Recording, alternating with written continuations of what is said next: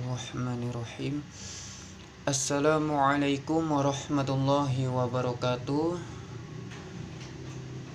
Di sini saya ingin mempresentasikan hasil tugas saya mata kuliah fikih dengan bab yang berjudul Haji dan Umroh dengan dosen pengampu Ibu Imas Lu'ul Jannah MA dan disusun oleh nama Ferry Ilhamsyah dan NPM 2031040074. Baik, izin untuk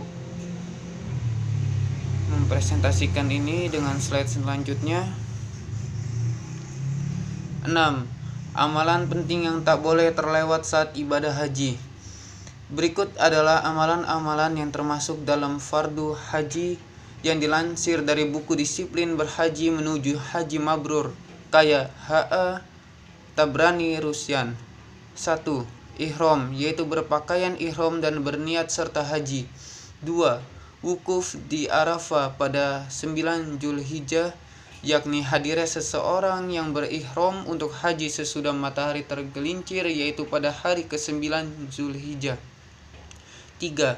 Tawaf, yaitu tawaf untuk haji. 4. Sa'i, yaitu berlari-lari kecil antara Bukit Safa dan Marwah sebanyak 7 kali. 5. Tahallul, ya artinya mencukur atau menggunting rambut sedikitnya 3 helai untuk kepentingan ihram. 6. Tertib, yaitu berurutan antara semua rukun haji. Slide selanjutnya. 7. Hikmah haji dan umroh. 1. Meningkatkan kedisiplinan. Ketika di tanah suci Mekah dan Madinah, seluruh umat yang melaksanakan ibadah haji dan umroh harus terbiasa untuk disiplin ketika melaksanakan ritual haji maupun sholat. Pola disiplin ini diharapkan bisa terus berkelanjutan meski waktu pelaksanaan ibadah sudah selesai. 2. Meningkatkan kualitas diri dalam beribadah. Orang yang merasa banyak dosa sering merasa putus asa. Namun Allah menjanjikan akan menghapus segala dosa yang kita miliki ketika kita mau melaksanakan ibadah secara tulus dan ikhlas. Hal ini akan mendorong kita untuk lebih taat menjalankan jenis ibadah yang lain selain ibadah haji dan umroh. 3. Memunculkan sifat yang sabar. Ketika melaksanakan ritual ibadah haji dan umroh, tentu banyak cobaan dan godaan yang muncul. Banyak umat Islam dari berbagai negara yang berkumpul di satu tempat. Hal ini akan menimbulkan masalah berkenaan dengan fasilitas yang harus digunakan bersama karena jumlahnya yang terbatas. Di sini sifat sabar harus dikedepankan, karena sifat egois dan mementingkan diri sendiri akan mengurangi nilai ibadah yang sedang dikerjakan. Slide selanjutnya. 4. Melahirkan rasa solidaritas dan kekeluargaan.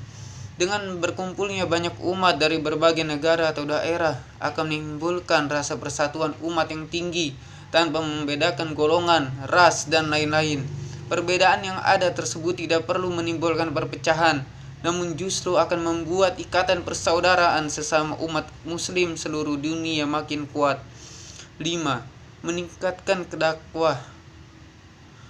Ketika umat Islam dari segala penjuru dunia berkumpul, akan menjadi media yang tepat untuk meningkatkan dakwah Islamiyah secara efektif. Di sini kita bisa saling belajar dan bertukar pengalaman terhadap pelaksanaan ibadah maupun penanaman nilai-nilai Islam di kehidupan sehari-hari dari masing-masing negara atau wilayah. Selain 5 hikmah dari pelaksanaan ibadah haji dan umroh di atas, tentu masih ada banyak hikmah yang lain. Setiap umat pasti punya sudut pandang yang berbeda terhadap pelaksanaan ibadah yang harus dilakukan di tanah suci ini. Namun, yang terpenting adalah setelah pulang dari berhaji maupun umroh, umat Islam harus punya pencerahan jiwa yang baru yang diwujudkan dalam amal soleh, baik untuk diri sendiri maupun bagi masyarakat dan lingkungannya. Slide selanjutnya. 8. Masalah-masalah yang sering muncul dalam haji dan umroh. 1. Permasalahan jemaah haji tersesat atau hilang. 2. Kehilangan uang. 3. Permasalahan jemaah haji wafat. 4. Permasalahan bus angkutan jemaah haji Arafah Mina. atau Armina tidak dapat menampung. 5. Permasalahan jemaah haji kecelakaan. 6. Permasalahan kebakaran di tempat akomodasi atau perkemahan. 7. Permasalahan jemaah haji sakit dan dievakuasi ke Makkah tanpa ihram. 8. Permasalahan jemaah haji yang tidak cukup waktu arba'in. 9. Permasalahan jemaah haji wanita belum tawafi fadha sampai saat kloternya pulang ke tanah air. Permasalahan 10. Permasalahan jemaah haji tidak melontar jumroh. 11. Permasalahan jemaah haji tidak niat ihramnya padahal sudah melewati miqat. 12. Permasalahan jemaah haji sakit belum tawafi fadha sedangkan kloternya akan segera pulang ke tanah air. 13. Permasalahan jemaah haji dari Arafah menuju Mina tersesat jalan sampai ke Mekah. 14. Permasalahan jemaah haji berniat haji tamattu pada saat tawaf tidak dilanjutkan dengan sa'ilan. Slide selanjutnya. Haji badal, haji atau umrah arisan, yaitu menghajikan orang lain dan hukumnya boleh dengan ketentuan bahwa orang yang menjadi wakil harus sudah melakukan haji wajib bagi dirinya dan yang diwakili atau dihajikan itu telah mampu untuk pergi haji tetapi dia tidak dapat melaksanakan sendiri karena sakit yang tidak dapat diharapkan sembuhnya. Alhamdulillah, sekian presentasi dari saya.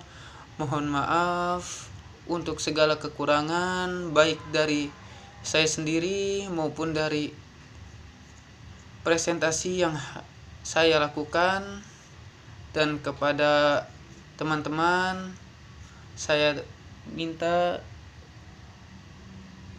untuk saran, masukan, dan terima kasih. Dan kepada Ibu dosen Ibu Imas Lu'ul Jannah MA, saya ucapkan terima kasih banyak. Wassalamualaikum warahmatullahi wabarakatuh.